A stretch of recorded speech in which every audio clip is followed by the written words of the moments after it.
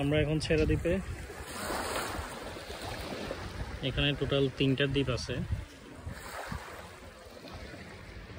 অনেক সুন্দর জায়গাটা, চারদিকে পানি, মাঝখানে হচ্ছে দ্বীপ।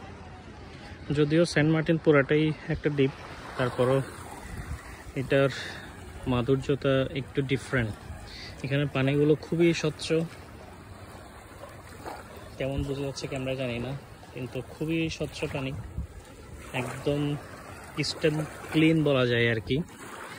নিচে একদম ক্লিয়ার সব কিছু দেখা যাচ্ছে, দেখতে খুব ভালো লাগতেছে। আল্লাহর কি নিয়ামত। ওই যে যেখানে মেঘ দেখা যাচ্ছে ওখানেই হচ্ছে মায়ানমারের সীমান্ত।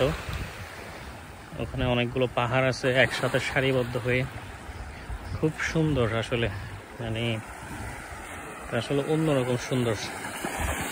এই যে স্যান্ডি বিচ।